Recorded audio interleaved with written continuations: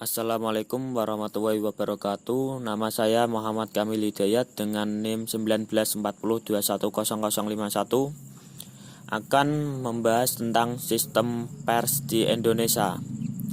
Sistem pers di Indonesia itu sendiri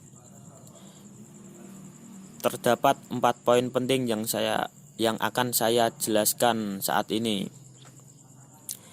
Yang pertama yaitu tentang pengertian pers, yang kedua tentang sejarah pers di Indonesia khususnya, yang ketiga fungsi pers, yang keempat peran pers di Indonesia. Yang pertama yaitu tentang pengertian pers. Pers adalah institusi sosial sebagai lembaga kemasyarakatan. Pers merupakan subsistem kemasyarakatan tempat ia berada bersama dengan subsistem lainnya. Dengan demikian, maka pers tidaklah hidup secara mandiri tetapi dipengaruhi oleh lembaga kemasyarakatan lain. Pers umumnya tunduk pada sistem pers yang berlaku di mana sistem itu hidup, sementara sistem pers itu sendiri tunduk pada sistem politik pemerintahan yang ada.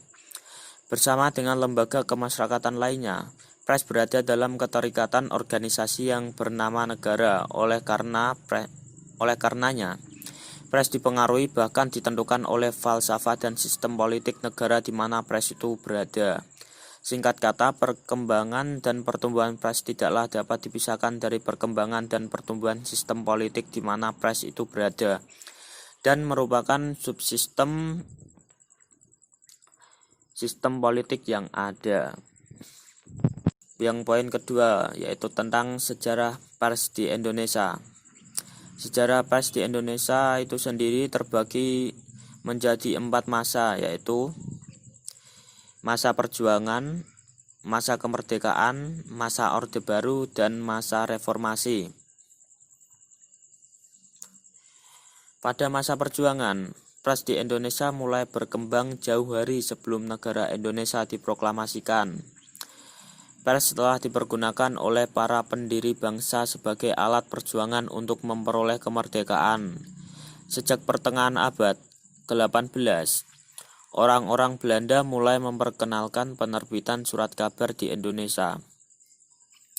Yang kedua yaitu pada masa kemerdekaan.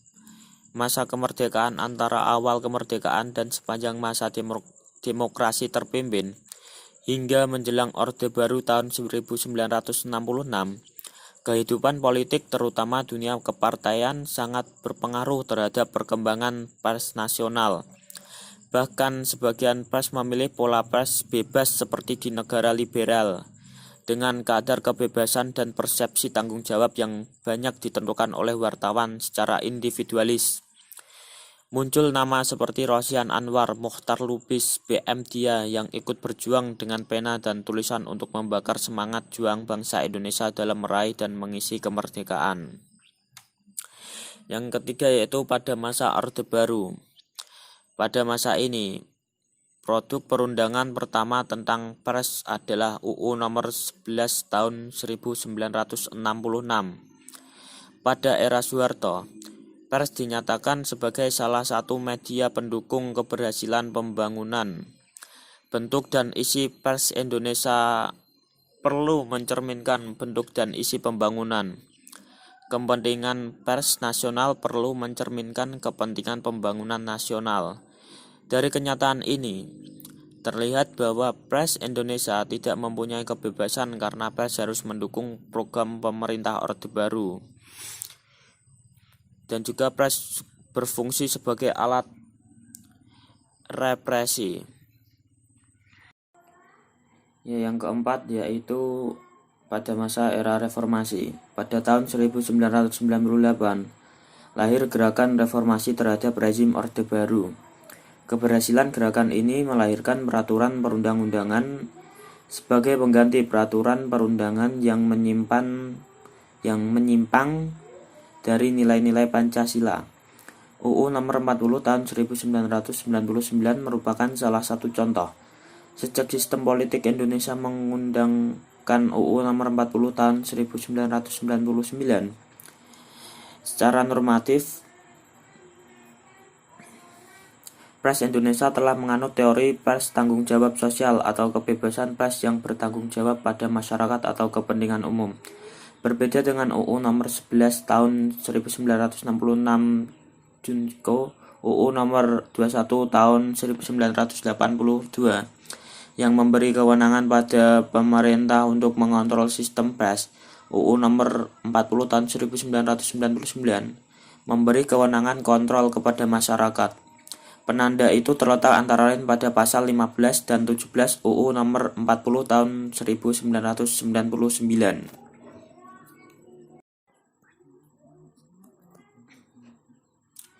Ya, yang poin ketiga yaitu fungsi pers di Indonesia. Pers sebagai watchdog yaitu mata dan telinga pemberi isyarat, pemberi tanda dini, pembentuk opini atau pendapat dan mengarah agenda masa depan. Pada pasal 3 UU nomor 40 tahun 1999 tentang pers disebutkan bahwa fungsi pers adalah sebagai berikut, yaitu pers nasional mempunyai fungsi sebagai media informasi, pendidikan, hiburan, dan kontrol sosial. Di samping fungsi-fungsi tersebut, pers nasional dapat berfungsi sebagai lembaga ekonomi, yaitu yang pertama fungsi informasi. Fungsi informasi menyajikan informasi karena masyarakat memerlukan informasi tentang berbagai hal yang terjadi di masyarakat dan negara. Yang kedua yaitu fungsi pendidikan sebagai sarana pendidikan massa atau mass education, maka pers itu memuat tulisan-tulisan yang mengandung pengetahuan sehingga masyarakat bertambah pengetahuan dan wawasannya. Yang ketiga yaitu fungsi hiburan.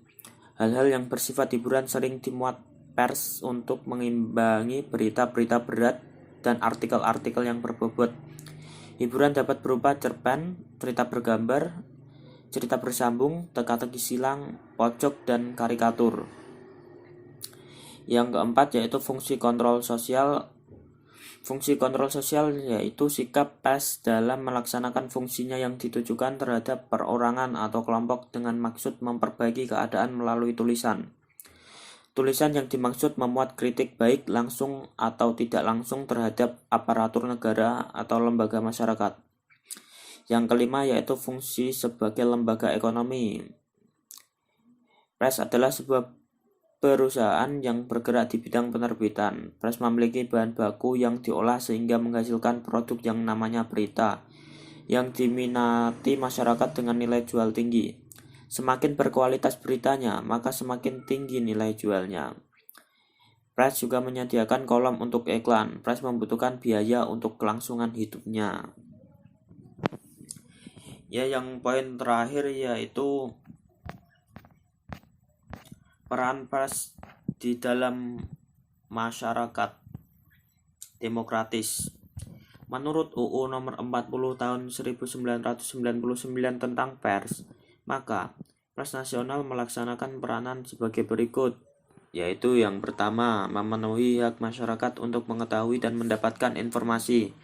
Yang kedua, menegakkan nilai-nilai dasar demokrasi, mendorong terwujudnya supremasi hukum dan hak asasi manusia, serta menghormati kebinekaan. Yang ketiga yaitu melakukan pengawasan, kritik, koreksi, dan saran terhadap hal-hal yang berkaitan dengan kepentingan umum. Yang keempat, mengembangkan pendapat umum berdasarkan informasi yang tepat, akurat, dan benar. Yang kelima yaitu memperjuangkan keadilan dan kebenaran. Ya, cukup sekian dari penjelasan saya tentang sistem pers Indonesia. Maaf bila ada salah-salah kata atau penjelasan. Namanya juga manusia, gak ada yang sempurna. Wassalamualaikum warahmatullahi wabarakatuh.